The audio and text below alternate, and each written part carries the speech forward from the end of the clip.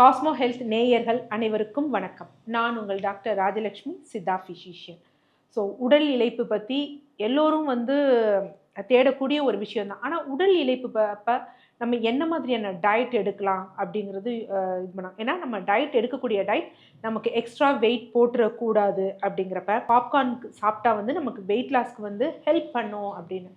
So அது சரியா தவறா, எந்த அளவுக்கு சரி, எந்த அளவுக்கு நம்ம அதை ரெஸ்ட்ரிக்ட் பண்ணணும் அப்படிங்கிறதா இந்த இதில் பார்க்க போகிறோம். பாப்கார்னில் இருக்கக்கூடிய ஒரு மேஜரான ஹெல்த் பெனிஃபிட்ஸ் கொடுக்கக்கூடியது என்ன அப்படின்னு பார்த்தீங்கன்னா ஃபைபர் சத்து.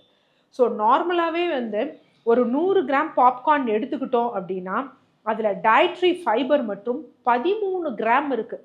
கிட்டத்தட்ட ஒரு நாளைக்கு நமக்கு எவ்வளவு நார்ச்சத்து தேவையோ அதில் 52% ஃபைபர் அதில் இருக்குது. இது மாதிரி கார்போஹைட்ரேட்டும் கம்மியாக தான் இருக்குது, 24%. புரோட்டீன் இதுவும் ரொம்ப முக்கியம். ஸோ புரோட்டீன் 22% இருக்குது. ஸோ மேஜராக நம்ம சொல்லக்கூடிய கார்போஹைட்ரேட், புரோட்டீன் எல்லாம் நமக்கு டயர்ட்னஸ் ஆகாமல் சத்து குறைபாடு ஏற்படாத அளவுக்கு நன்மை பயக்கக்கூடிய அளவில் இருக்குது. அடுத்து இரும்பு சத்தும் அதில் 16%. ஒரு நாளைக்கு நமக்கு தேவையில் 16% இருக்குது. விட்டமின் B6 15% இருக்குது. மெக்னீஷியம் 30% இருக்குது. வெயிட் லாஸ்க்கு ட்ரை பண்ணுறவங்க பாப்கார்னை ஒரு வேளை டயட்டாக எடுக்கலாம்.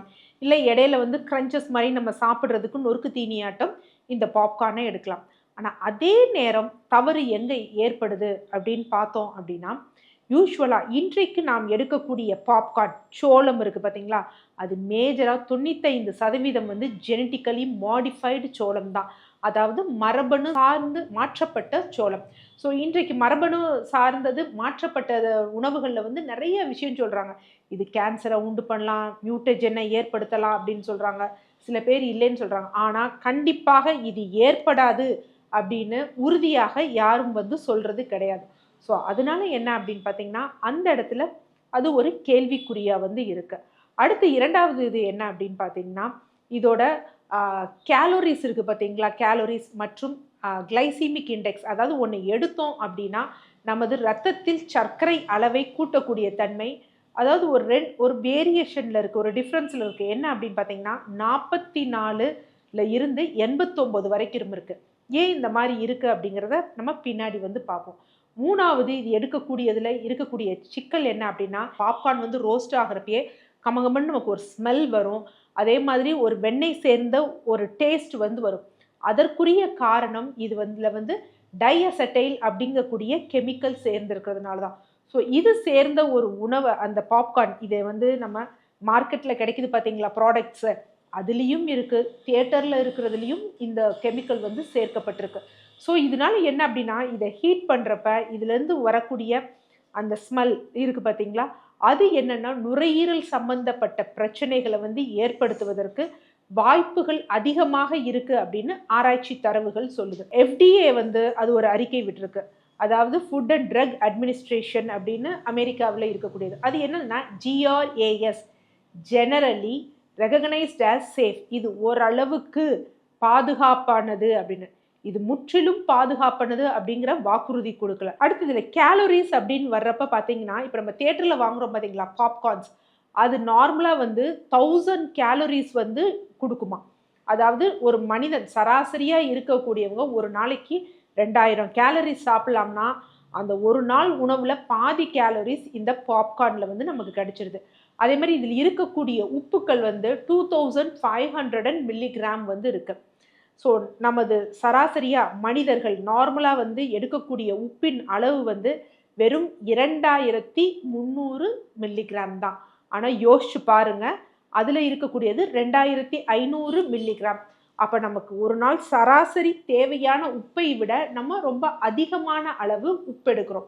ஸோ அந்த உப்புக்கள் அதிகமாக எடுக்கிறதுனால சிறுநீரக சம்பந்தப்பட்ட பிரச்சனை, பிளட் ப்ரெஷர் அதிகமாகிறது, கல்லீரல் சம்பந்தப்பட்ட பிரச்சனைகள் போன்றவை வர வாய்ப்பு இருக்குது.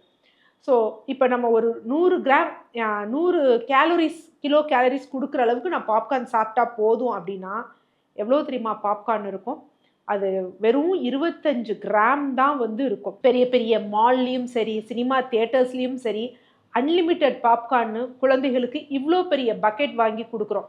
ஸோ அது எந்த அளவுக்கு அவங்க கன்சியூம் பண்ணுறாங்க, அதனால அவர்களுக்கு எவ்வளவு பாதிப்பு ஏற்படும் அப்படிங்கிறத நம்ம கொஞ்சம் யோசிச்சு பார்க்க வேண்டிய தருணம் இது. ஸோ அதனால என்ன அப்படின்னா, பாப்கார்ன் அப்படிங்கிறது உடலுக்கு கேடு விளைவிக்கக்கூடியது இல்லை. ஆனால் அதில் சேரக்கூடிய ரசாயனங்கள், அது மரபணு மாற்றப்பட்டு இருக்கிறது, இதுதான் வந்து அதில் பெரிய ஒரு சிக்கலுடைய ஒரு விஷயமாகுது. அப்போ நம்ம வெயிட் லாஸ்க்குனா நான் எப்படி டாக்டர் பாப்கார்ன் எடுக்கணும் அப்படின்னு பார்த்தீங்கன்னா, வெள்ளைச்சோளம் நார்மலாக வந்து பார்த்தீங்கன்னா நம்ம கடைகளில் வந்து வெள்ளைச்சோளம் இருக்கும். ஸோ அந்த வெள்ளைச்சோளத்தோட கொஞ்சம் தேங்காய் எண்ணெய், பசுவின் வெண்ணெய், கொஞ்சமாக உப்பு, மஞ்சள் தூள் சேர்த்து நம்ம பாப்கார்னை வீட்டில் வந்து தயாரிக்கலாம். ஸோ இது வெயிட் லாஸ்க்கு கண்டிப்பாக நல்லபடியாக ஹெல்ப் பண்ணும். ஸோ இதை அல்லாது என்ன அப்படின்னா, மற்ற பாப்கார்ன் நம்ம எடுக்கணும் அப்படின்னா நிறைய எடுக்கக்கூடாது. ஒரே ஒரு 2 கப்பு தான் எடுக்கும். பட் ஆனால் யோசிச்சு பாருங்க, 2 நம்ம காஃபி குடிக்கிற அந்த பேப்பர் கப் அளவு பாப்கார்ன் நமக்கு பத்துமானா? பத்தாது.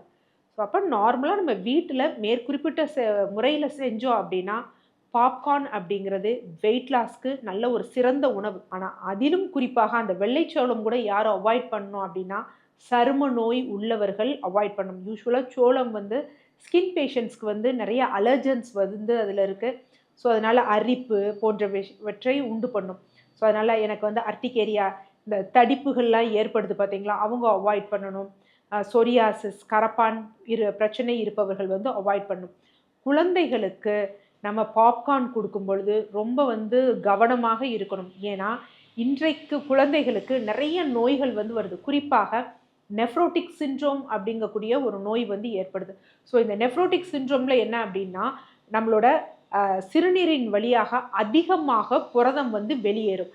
அதற்குரிய காரணம் என்ன அப்படின்னு பார்த்தீங்கன்னா, சிறுநீரகத்திலும் அந்த சிறுநீரகத்திற்கு வரக்கூடிய இரத்த குழாய்களிலும் சேதம் அடைகிறதுனால தான் இருக்கும். நம்ம உடம்புல தேவையான அளவை விட உப்புக்கள் அதிகமாக இருக்கும் பொழுது அதை என்ன பண்ணும்னா, சிறுநீரகத்தின் வழியாக சிறுநீராக தான் வெளித்தள்ளப்படும். ஸோ அப்போ ஒரே ஷார்ட் டூரேஷனில் அவ்வளோ பெருசாக ஃபோர்ஸாக வரும் பொழுது சிறுநீரகத்திற்கு வரக்கூடிய இரத்த நாளங்களில் பாதிப்புகள் ஏற்படும். அது மாதிரி அந்த ஃபில்ட்ரேஷன் நெஃப்ரான்ஸ்லேயும் பாதிப்புகள் ஏற்பட்டு நெஃப்ரோட்டிக் சிண்ட்ரோம் வர வாய்ப்பு இருக்குது. ஸோ இது நம்ம சாப்பிட்ட மறுநாளே நமக்கு வரும் அப்படிங்கிறது கிடையாது.